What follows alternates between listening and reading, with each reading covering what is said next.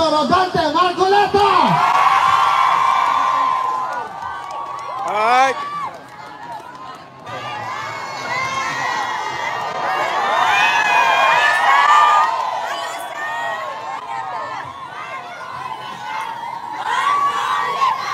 Magandang hapon po sa ating lahat.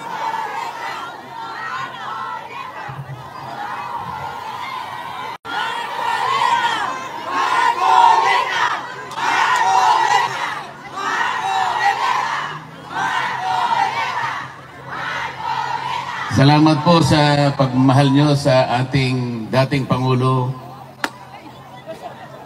Salamat po sa pagmamahal nyo sa ating Vice President.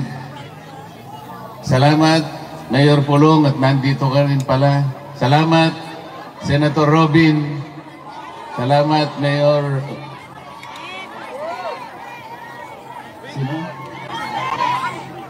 Salamat sa aking kaibigan, Atty. Vic Rodriguez. At lalong-lalo na po kayong lahat na hindi nagmamaliw ang inyong pagmamahal sa ating bayan. Napaka-problemado po ng ating bansa, ngunit huwag po tayong mawawalan ng loob. Magsama-sama po tayo para ayusin po natin ang ating bansa. Akala ko po nung nag-issue ng resignation order ang ating Pangulo, akala ko totoo na eh. Akala ko naman yung bureaucratic reset. Kahit konti lang, naniwala ko, baka okay naman yata ito ah. Wala rin. Akalain mong naglagay siya ng PNP, si Torre na naman. Kilala niyo ba si General Torre?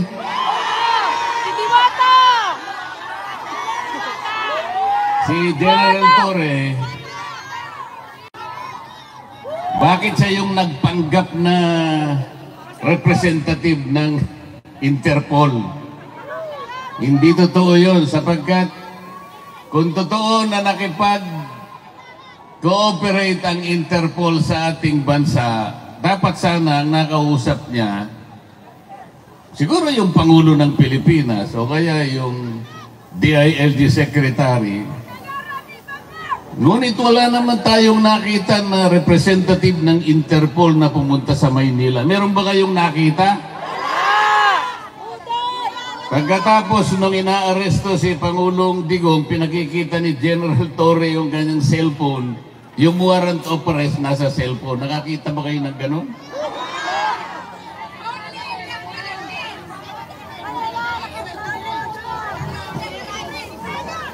Hindi po ganun ang pagsisilbi ng warrant of arrest. Dapat po yung representative ng Interpol ang pumunta sa Maynila, dala-dala niya yung physical copy ng warrant of arrest. Ganon po yung paraan, hindi po pinakikita sa cellphone. Yun pong counterpart ng Interpol sa Maynila, ito yung PCTC. Ito yung executive director, nandun dapat, hindi nagpakita. Ang kanilang ginamit ay General Torre na walang kapangyarihan magsilbi ng warrant of arrest. Wala rin siyang kapangyarihan na bumasa ng Miranda warnings. Bakit siya na naman ang na-appoint na PNP chief? So, ang buong akala ko, pag pinagtatanggal mo, pinag-resign mo lahat, ang miyembro ng iyong gabinete, tanggalin mo na silang lahat, pumili ka na lang ng mas magaling. O hindi naman nata totoo eh. Tingnan po ninyo kung anong nangyari sa ating bansa. Yung ekonomiya natin, humirap na ng humirap ang ating bansa. Yung presyo ng bilihin hindi na maabot ng kinikita ng karaniwang manggagawa. Nag-aaway nga sa Kongreso ngayon eh. Kasi po sa taas ng bilihin, kinakailangan mag-legislate na lang na maitaas na yung sahod. 200 pesos per day, sabi ng House of Representatives. 100 pesos sabi naman ng Senado. ang tagal na magdebate. In the meantime, kawawa ang mga mamamayan. Bakit hindi na lang nilagay yung 150 pesos na lang, i-legislate na yan, pansamantala man lang, makaabot-abot man lang yung kinikita. Hirap na ang Pilipino. Pagkatapos, hindi naman niya tinanggal yung mga economic managers. Nandun pa rin ang DBM. Nandun pa rin yung NEDA, pinalitan lang ang pangalan. Nandun pa rin ang, ano ba yun? Department of Finance. Anong gagawin mo? Akala ko ba ang pangit ng ating ekonomiya? Akala ko ba ayusin natin? Ba't hindi ka maglagay ng matino? Naglagay ka pagkatas, tinanggal mo pagkatas nilagay mo sa ganito. Hindi po pwede yung ganun. Pero kaya po tayo nandito sapagkat nandito ang taong kinikilala natin ang pinakamabuti, ang pinakamagaling na presidente ng Republika ng Pilipinas. Akalain mong dadalhin dito? Yun po bang ating ustisya sa Pilipinas ay hindi na gumagana? Is our judicial system in the Philippines no longer functioning? Is our prosecutorial system in the Philippines no longer able to function? Hindi po totoo yun. Umiiral, gumagana, umaandar ang ustisya ng ating bansa.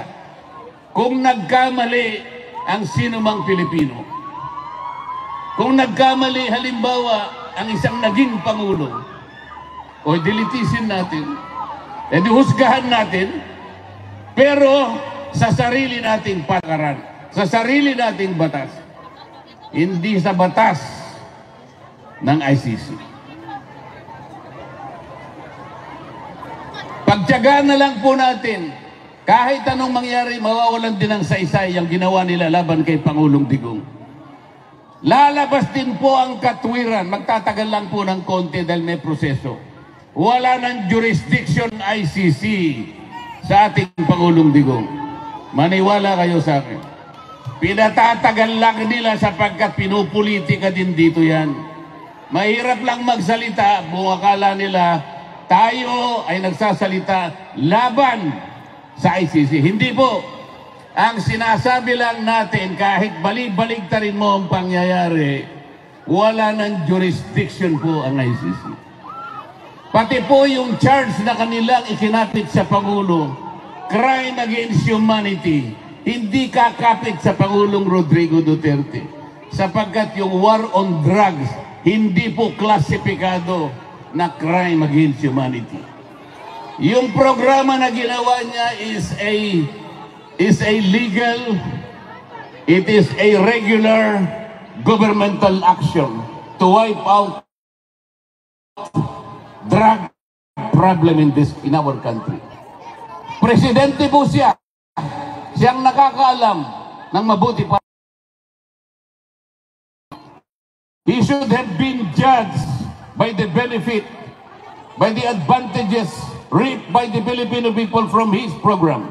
He should not have been judged from the number of people who were killed along the war on drugs. May mamamatay at may mamamatay. Alam naman nila yun. Sapagkat nagsusulong sa droga yung mga kriminal, lalaban at lalaban yung mga yan. Bakit kailangan mo siyang usgahan sa bilang o sa dami ng matay? Kailangan husgahan mo ang isang programa doon sa nakinabang, milyon-milyong pamilyang nakinabang. Ngayon, bumalik na naman ang droga. Ngayon, bumalik na naman ang krimen. Kayo po ang nakakalam, ang mga kamag-anak niyo sa Maynila ang magsasabi sa inyo, bumalik na naman ang problema ng ating bansa. Kasi po, wala naman silang gustong gawin para. Salamat po sa inyong lahat. Alam ko po, isa po ako sa inyong ibinoto para maging senador ng ating bansa. Kahit malayo po ang lugar na ito, alam po nagpupulong-pulong kayo rito. Marami pong gawain sa Maynila. Ngunit kahit Kahit konting sandali, kailangan tagpuin ko kayo rito. Para personal po akong magpasalamat. Lahat po kayong lahat, binoto po ninyo ako. Kung hindi sa inyo, baka natupad yung survey. Akalain nyo naman, sa simula't simula pa, number 36 ako. Hindi man lang ako umangat. Nung naawa sila sa akin, siguro bandang Pebrero yata yun, napunta ako sa number 22. Hanggang doon ka na lang, sabi nila. Malapit nang matapos ang Abril, 21 na naman ako. Pagkatapos nagmilagro, isang araw, nilagay po nila ako number 12, pero isang araw lang yun. Binaba na naman nila ako sa number 18. Tingnan mo ninyo yung kawalang hiyaan ng mga survey companies na yan. Naniniwala pa ba kayo dyan? Hindi! Isipin ninyo. Merong isang media practitioner sa Maynila, babae, hindi ko nababanggitin ang pangalan, baka sumigat pa. Hindi makamove on. Hindi siya makapaniwala bakit daw si Rodante Marcoleta naging number 6. Hindi niya kasi binabasa yung ating mga kababayang katulad ng inyong mga kamag-anak at kayong lahat. Hindi ba niya alam kung gaano ang kinontribute na boto ng lahat ng OFWs? Bakit hindi niya alam yun? Bakit tinitingnan niya? Ako lang ang tinitingnan niya. Paano nangyari yun, sabi niya? Paano nangyari si Marcoleta ay nanalo? Paano nangyari yun? Nakakaawa yung tao na yun. Nakalimutan po niya, napakaraming nagmamahal pala kay Rodante Marcoleta. Ngayon po, masasabi ko na sa inyo, lintik lang ang walang ganti.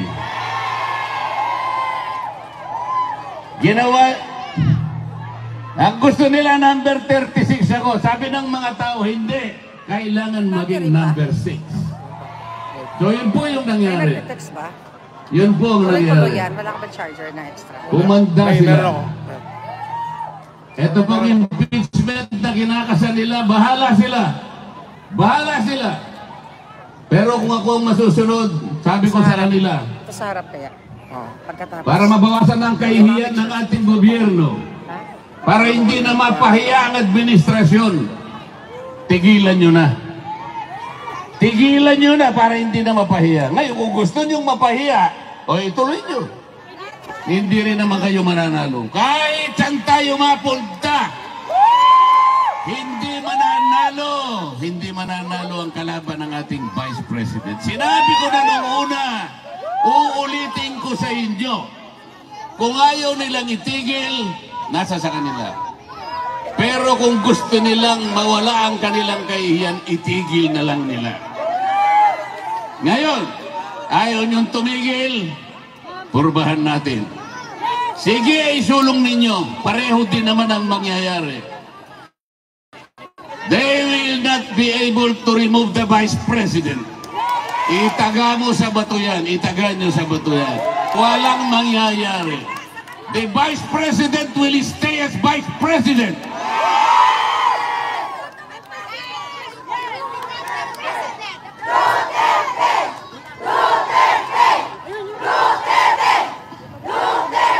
Malungkot lang po ako sapagkat bago ako pumunta rito, gumawa po ako ng request sa ICC. Payagan nyo sana ako kahit ilang minuto lang. Nakikiusap ako sa inyo, sabi ko, sapagkat gusto ko siyang makita ng personal, para personal kong sabihin sa kanya ang aking pagpapasalamat. Dahil ako po'y naging senador dahil sa tulong niya. Marami pong tumulong sa akin, ngunit siya ay malaki po ang naitulong niya sa akin. Naghintay po ako ng mga ilang araw. Isang linggo siguro o mahigit pa. Hanggang ako po'y tumulak papunta rito, wala po silang ibinigay na sagot sa akin. Sa aking palagay, hindi rin po ako makakapasok para makausap ko man lang. Kahit na 3 minuto ay hindi nila akong bibigyan. Anong klaseng usapin naman yan ay bibigyan? Dito pa naman sa Europa, Ang akala ko dito, mas matatag, dito mas malinaw ang ustisya sapagkat magagaling silang mga tao. Pati ba naman yung 3 minuto o 5 minuto ihingin mo? Mahawakan ko lang ang kamay. Makita ko lang kung anong kalagayan niya. Sapagkat malaking bagay naman. Para sa isang tao na kagaya niya. Huwag tayong mawawala ng pag-asa. Sapagkat hindi pa naman po tapos ang laban.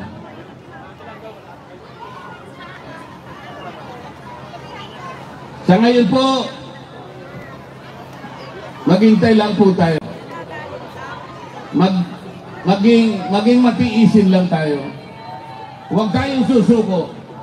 Huwag natin isusuko ang laban. Nasa panig po tayo ng katuwiran. Nasa panig po tayo ng batas. Alam ko po, si Pangulong Duterte malakas ang kanyang loob. Hindi siya papayag. Hindi siya masisira ng loob. Kilala ko yung tao na yun. Makikipaglaban siya para sa inyo. Kahit ganyan ang kalagay niya, nakapiit siya, pero kayo ang inaalala niya. Kaya, huwag po kayong mawawalan ng loob, huwag kayong mawawalan ng pag-asa. Tatapusin po natin ang laban. Maiuwi po natin ang Pangulong Digong. Let's bring him home. Salamat po sa inyong lahat. Salamat po.